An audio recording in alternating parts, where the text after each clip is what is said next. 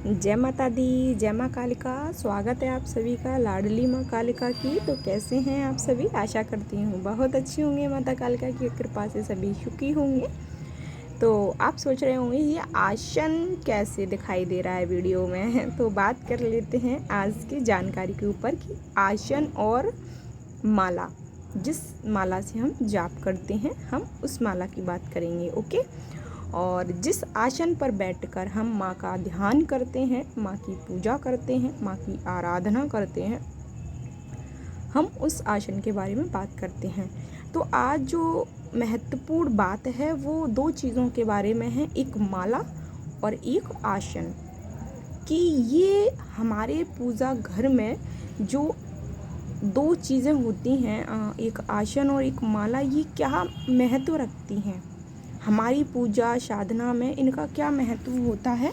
लोग अक्सर इनको बहुत हल्के में लेते हैं या फिर उनको शायद जानकारी नहीं होती है और यहाँ वो वीक हो जाते हैं थोड़ा सा।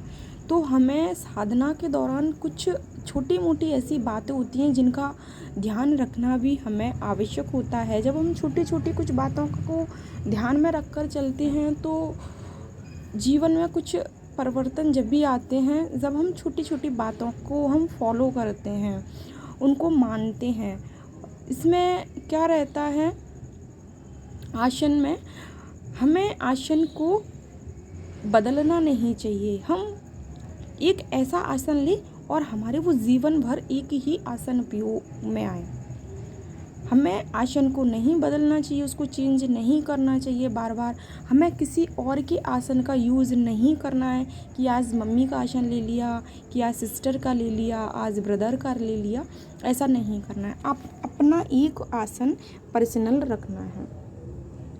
ऐसे ही एक अपनी माला रुद्राक्ष की जिस पर आप जाप करते हैं, वो माला भी आपकी अपनी पर्सनल होनी चाहिए।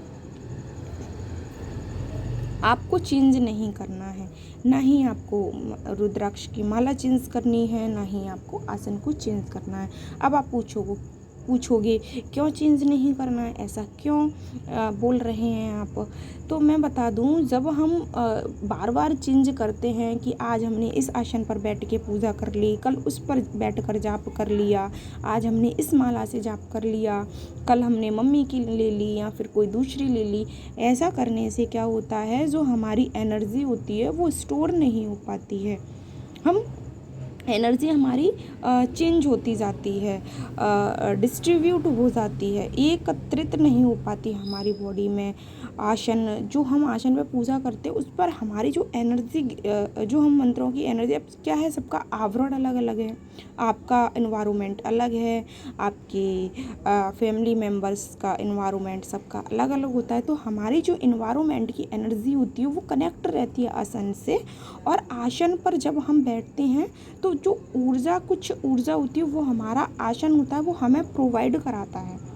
आपने देखा होगा, जब हम पूजा पर अपने आसन पर बैठते हैं तो आपके बॉडी में कभी कभी एक वाइब्रेशन महसूस होने लगती है अचानक से बैठते ही। क्यों? क्योंकि उस आसन में आपके मंत्रों की ऊर्जा है, आपके मंत्रों की जाप की ऊर्जा है, एनर्जी है। जब हम कभी अपने आप को वीक फील कराते हैं, वीक फील करते हैं, बॉडी कमज़ोर महसूस होती है, तो हमारी जो आसन होता है वो हमें एनर्जी प्रोवाइड कराता है। तो आसन बहुत महत्वपूर्ण रखता है पूजा घर में।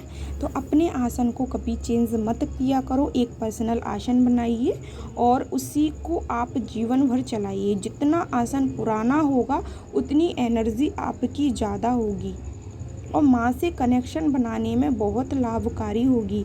माँ से बात करने में, माँ से जवाब मांगने के लिए आपने देखा होगा कई साधु संत लोग होते हैं वो आसन पर बैठ के ही अपने पर बात करते हैं। क्यों? क्योंकि उनकी जीवन भर की जितनी ऊर्जा है, एनर्जी है, उस आसन में है, उस आसन में उनकी एनर्जी रहती है। इसीलिए मैं बोलती हूँ, जब आप पूजा करके उठते हैं तो कम से कम 10-15 मिनट तक आपको, 5-10 मिनट तक तो आपको बैठना ही चाहिए, उस पर ध्यान करना चाहिए, जिससे हमारी एनर्जी उसमें रह सके।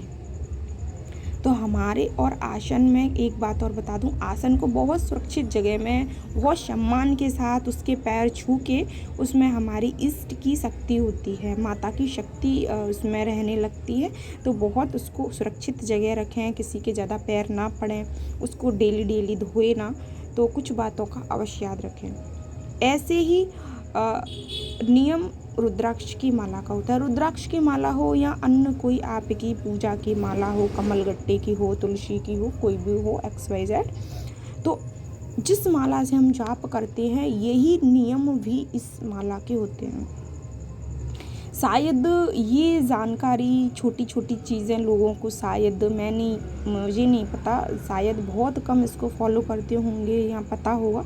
तो ये छोटी जानकारी ज़रूर है लेकिन बहुत महत्वपूर्ण है आपके जीवन के लिए।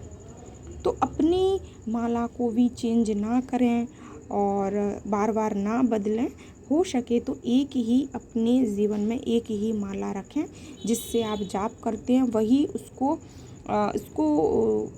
हो सके तो उसको ही जीवन भर चलाएं। हमारे माला के अंदर मंत्रों की ऊर्जा स्टोर रहती है और जब हम पूजा पर से उठते हैं, आसन पर से साधना करके, उसके 10 मिनट तक माला को धारण किए रहना आवश्यक है। बॉडी में ऑब्जर्व होती है एनर्जी, और मंत्रों की एनर्जी जब बॉडी में ऑब्जर्व होती है तो आप समझ ही सकते हैं क्या होता है। आपके माइंड का संतुलन, शक्तियाँ जो आपके अंदर रहती है, ठीक है, आप सोचने समझने की शक्ति विकसित होती है, माँ से जुड़ने की शक्ति विकसित होती है।